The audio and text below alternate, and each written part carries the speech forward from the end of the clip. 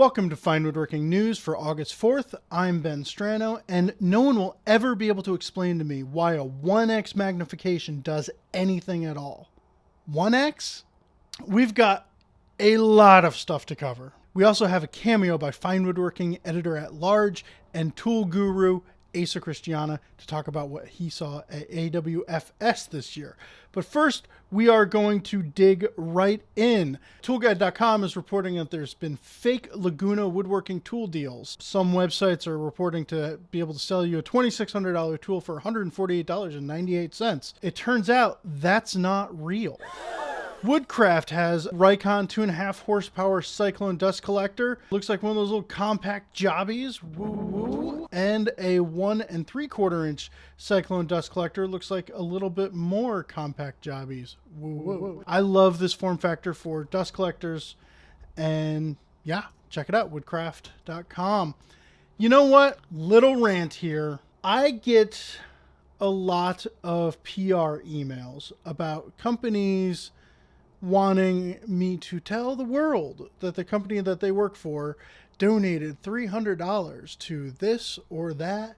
Like everyone's supposed to shout from the rooftops that a multi-million-dollar company donated $300 to a very worthy cause. But this is one that I am gladly going to shout from the rooftops from. Turns out Microjig is donating or willing to donate a push stick, a high quality gripper 3D push block to every high school woodshop class and now every middle school woodshop class. The only thing that they have to do is the teacher has to go and basically tell them or ask for it. But this is legit. Good on you, Microjig. I'm really happy to see things like this. This is worth shouting from the rooftops. Thank you, Microjig, for helping keep a lot of us safe and the next generation safe too. And you've also been very, very busy. You came out with at AWFS the Fit Finder lock miter router bit.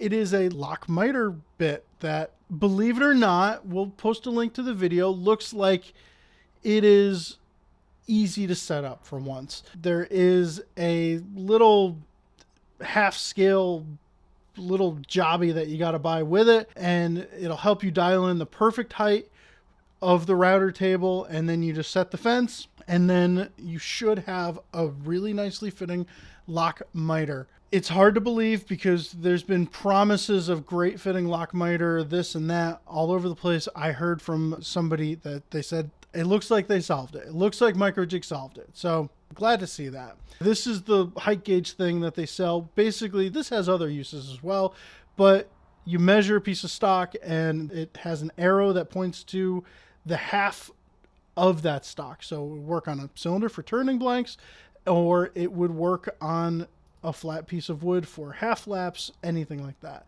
So check it out. Microjig, good on you. I want to feature another gallery piece from the Fine Woodworking Gallery. This one is by Profiles_Woodwork. And this is just a cute little table that I love.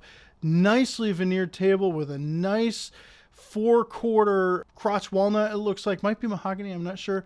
But this is what I'm really digging right here, is that little bitty inlaid flower. A little marquetry flower. I wish that there was a zoomed in shot of that, but Profiles Woodwork, good on you. Really, really nice work. And y'all share your pieces on the Fine Woodworking website gallery. And if I dig them, I'll share them with everyone else. Woodpeckers has a new drill press table. Looks like a fancy fence, extrusion fence. And it's got the dust collection built into the fence, which is super cool. If you're in the market for a new drill press table, check out Woodpeckers. Maker Calc Measurement Math. I don't know where I saw this, on Instagram maybe, but it's an app. It looks like their iPhone and iPad based app. I don't know if there's Android available or not. Basically a math calculator for fractional users. It looks really slick. Wood Whisperer likes it. There you go. Okay, this might not be new, but I just saw them and I want to know if anyone uses them. Rockler 2-sided stick-it dots. These look like magic to me. Looks like a dot that is double-sided tape that you can easily peel off the sheet, use it for templates. That looks awesome. $8. If I was ordering something from Rockler today, I would throw that on the order, trust me. But have any of you used it? I want to know. Are they as magical as I think they might be? Also, Rockler's Rocksteady Extendable Large Assembly Table Leg Kit thing, bingamabob, goes for $387. It's basically a metal frame that you can build onto all sorts of accessories and all sorts of different things. It looks like a really nice, like, outfeed table, assembly table kind of thing. So if you are like me and you don't really like building shop furniture, this might be something to look into. Also on Rockler, Fish 7-piece Black Shark Forstner bit set Imperial. $145 for what looks to be a really nice Forstner bit set. And over on Harbor Freight, they have a 5-piece carbide tip straight router bit set for $20. And Taylor Toolworks has the Mag Switch Saver table saw push stick with replaceable MDF base. The thing that is cool to me is it looks like this little base fits on your table saw somewhere magnetically, MagSafe maybe. And here's your little push stick. Looks pretty neat. I could see that being cool. And Milwaukee has a cordless combo base router set. You know, I was one of the people screaming that cordless trim routers were dumb, and I'm wrong. I love my cordless trim router. So I could be wrong about this, but $600 for a router, again, carpenters, trim people, they might be swooning over this. It's pretty rich for my blood, but a lot of stuff is rich for my blood. All right, so we have a guest. We're going to bring on Asa Christiana. Asa, welcome to the show. How was Las Vegas, AWFS in Las Vegas this year? It was 115 degrees outside my hotel. Okay. But inside the convention center, there weren't any big, huge headlines, but there were actually a lot of small headlines that I think are significant. And I found quite a bit of news. It was actually, I had a lot of fun talking to manufacturers and stuff. And I think there's some good news for consumers. Yeah, for woodworkers. So let's start off. We had seen it online a little bit ago, but the RZ masks, did you get to see one in person? Yeah, no matter how well you collect dust at the source, and you should be grabbing every bit of dust you can at the source and then filtering it with a good dust collector or a shop vac. But there are just those times when you need a dust mask. And, for those of us who have beards or whatever, like, do they really squeeze your face? Are you getting a good seal? And what's the filtration? And for glasses wearers, like most of us are in the shop, is it fogging up your thing? So I think there's something to be said for a really good dust mask.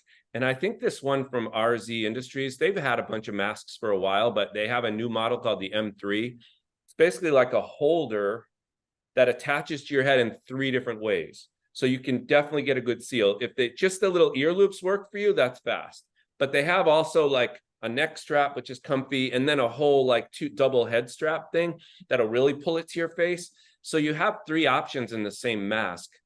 Secondly, the mask itself is just kind of a holder, and then inside that goes more of a disposable like mask. It'll last quite a long time, but that goes in with 4 snaps. So you have to pay $50 for initially to get the mask set up, and they give you 2 of those liners, those filter liners. Those also have the little valves so they don't fog your glasses. But once you go through the 2 liners that they give you, which probably will last you like a year or something, new liners are only $17 each. Oh. And they filter down like higher than HEPA level, which is insane. And they don't fog your glasses because the valves are redesigned. Those air valves, those one-way air valves are redesigned. So It just seems like, I haven't tested it. We're definitely going to test it for the magazine, but it looks like it might be the mask to end all masks. Okay.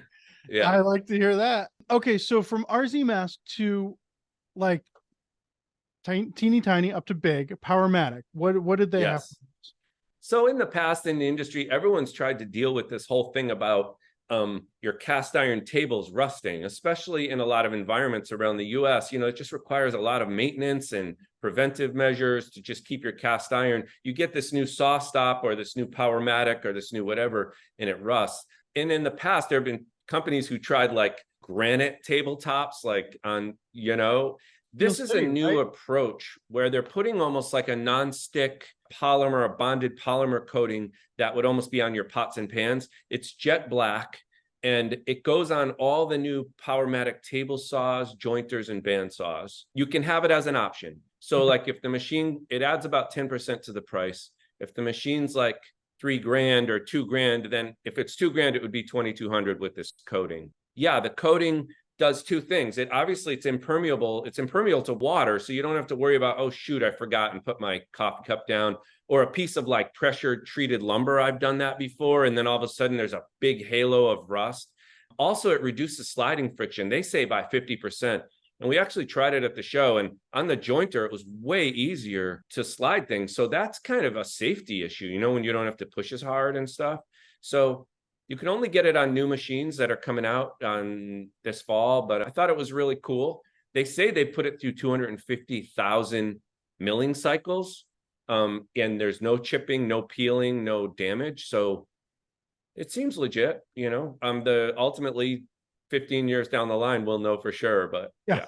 All right. And now subsidiary of Powermatic, Jet. What did they have to show you?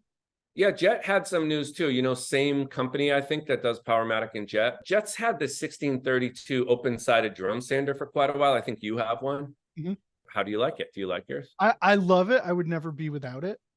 But Exactly.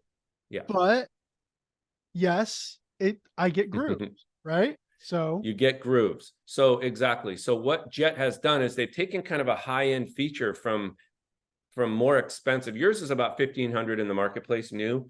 Oh, first of all, the nice thing about an open-ended sander, this one's 16-inch wide, is it actually gives you 32 inches of capacity because you can flip your work and put it through in the other direction, and because it's open-sided.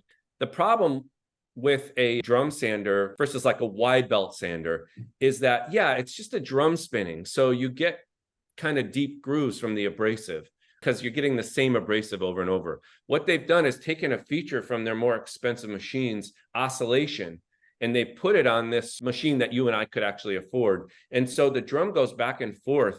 That maybe not us yeah, on our salaries, but I saw you kind of I look was like, gonna say, yeah. But no, I think if you're someone who wants to surface your own slabs and they're figured slabs or whatever, what this oscillation does, it's just like an oscillating spindle sander. It creates a smoother surface because you're not having the same abrasive run in the same grooves on your work. So they've added that to this machine. It makes it about $2,100. The other tricky thing with an open-sided sander is the more pressure you have, the more like of a heavy cut you're taking, the more it wants to kind of open up and not be parallel. But they also, what's great about this sander is they have a dial for fixing that parallelism. So you've got your parallelism fixed, you've got 32 inches of width capacity ultimately, and you have a much smoother surface. I think it's a really nice option. Like if you wanted to surface big slabs that are figured, very hard to surface those without a tool like this. So pretty cool. yeah, I treat my sander as basically a dimensioning tool, you know, for Right. years. Right. And but it sounds like with the oscillating, you'd be able to use it as a surface prep tool too. I mean, the way you're using it makes a ton of sense because you're never going to get tear out. Yeah.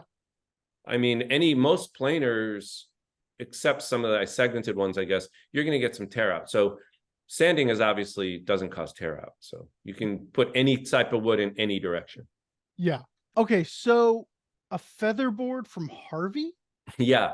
So Harvey Tools is kind of a newer company that they took over Bridge City Tools. I don't really know much else about their story, but they're making very high-end accessories, like really high-end miter gauges and also high-end router tables. And you got to check out their website. They're actually doing a lot of innovation. One of their innovations is this little one-directional roller system. It acts like a featherboard, but instead of a featherboard, it's much easier to adjust and get the right alignment and pressure with these little urethane rollers. And also there's very little friction going forward. Like a featherboard, it won't let the piece kick back. So what you're doing is you're with a featherboard or these rollers is you're putting pressure where maybe you wouldn't want your hand to go, you know? You're putting constant pressure of the workpiece against the fence for accuracy. But it's basically just a way much better featherboard, I would say, with really easy to set up and align. It runs in the miter slot and any kind of machine like bandsaw, router table, table saw, I would say. Yeah, and the rollers just move in one direction. You can get a taller double roller setup for 4-inch high work, or their basic one is just like 2 rollers, single rollers for just like up to 2 inches of thickness capacity. Yeah, Yeah, it's and nice it'll push with that against regular the fence. feather boards. You're always like guessing how much to push those little plastic tines in. So this is Yeah. actually a dial that you turn. Yeah, it's a little dial that you turn in, and it's already parallel to the work. Like when you have a featherboard, it's on a 45-degree angle. So as you push it, it's just tricky to set up. This is much faster to set up and less friction. And yeah, it just seems like a really great accessory. Now, another relation, we had Powermatic and Jet. Now we have Harvey, and your last thing you want to talk about was Bridge City. What are they making? Yeah, so it makes sense that Harvey bought Bridge City. So they bought it from this guy, John Economaki, who ran Bridge City out of my city. I live in Bridge City, which is Portland, Oregon. Okay. John actually, his office is 2 miles from my house, but John's been making these Bridge City tools for a really long time. Now he's just a consultant, but that Harvey company, because they make so much stuff that's both beautiful and functional, I think it was a natural fit that they bought Bridge City, who's been making really innovative and also beautiful and also expensive hand tools for quite a while. But if you appreciate beauty, that their specific mix of beauty and innovation, Bridge City is really cool. You can spot a Bridge City tool from a mile away. They're very distinctive. Exactly. So they came out at the show with a brand new shoulder plane, which is really different. The way the blade holder comes up out of the middle of the plane makes it easy to drop the blade in and out. It's a $900 shoulder plane, so it's expensive. But what's cool about it is it comes with a square blade and square soles, so it's set up as a shoulder plane. But those soles come off and the blade like comes out really easily. And then they sell like cove cutting blades and rounding blades that they call crown blades. And not only do you get the blade, but you also get a matching sole insert that goes on the front and back that matches the blade. So that's your reference as you plane. For the rounding one that they call a crowning one, they also give you like a sharpening slip. You know what that is? It's like a rounded thing that fits the blade perfectly. And because they know that one's going to be a bear to sharpen, so they give you also this slip that you put diamond paste on and it sharpens the blade as well. But yeah, there's a bunch of beading rounding sizes that you can get with matching soles. And there's a bunch of cove cutting blades you can get with matching soles. And they're all a little over $200 a piece. So you can kind of pick the things you want to do most. And I just think it has a high fun and beauty level, Yeah, it sounds like a lot of really nice premium things at the show this year. $900 shoulder plane, but generally that's a good sign for the industry. And I guess it sounded like there was a lot of people there this year, which is good to hear, right? Yeah, I would say the attendance was good. I think we're still coming out of COVID, and it's Vegas in the summer, but definitely there were a lot of manufacturers there, which was great. I don't know what attendance numbers were, but there was a couple small things like Microjig's always coming up with cool stuff. I really love those clamps that fit into a dovetail slot. I can use them to add auxiliary fences without the clamp getting in the way and make all sorts of jigs and attach templates. They have one now that when you turn it upside down, the sliding part of the clamp doesn't fall away. There's a little pressure clip in there that keeps it. So like, let's say you used it to put a track down on your work for like just breaking down plywood or something. The little adjustable jaw wouldn't drop down. Once you slide it up, it stays there. So you could operate the clamp with one hand, So I thought that was a cool little thing. There were other little things like that. Small things can make a big difference. Yeah, cool. Well, Asa, thank you so much for coming. And we're going to have you back on. There are a couple more things that you want to talk about, but I think the manufacturers are still getting their ducks in a row. So when that happens, we're going to have you back on to talk about what you saw in person. Goodbye from the West Coast. All right. See you later, Asa. Thank you. Okay. Bye. Well, thank you again to Asa for braving the Vegas summertime heat to cover AWFS for us. Thank you for coming on the show. And If you think we missed anything, please leave a comment below, or you can email me at woodworkingnews@taunton.com. The new issue, Fine Woodworking 305, should be hitting your mailboxes. We'll take a closer look at it next time, and we'll also be taking a closer look at Dan Fea's video workshop that is coming out this week as well. So head on over to finewoodworking.com if you want more information about any of those things. Become an unlimited member, become a subscriber. Great ways of supporting what we're doing here. Thank you so much. We'll see you in 2 weeks with another edition of Fine Woodworking News.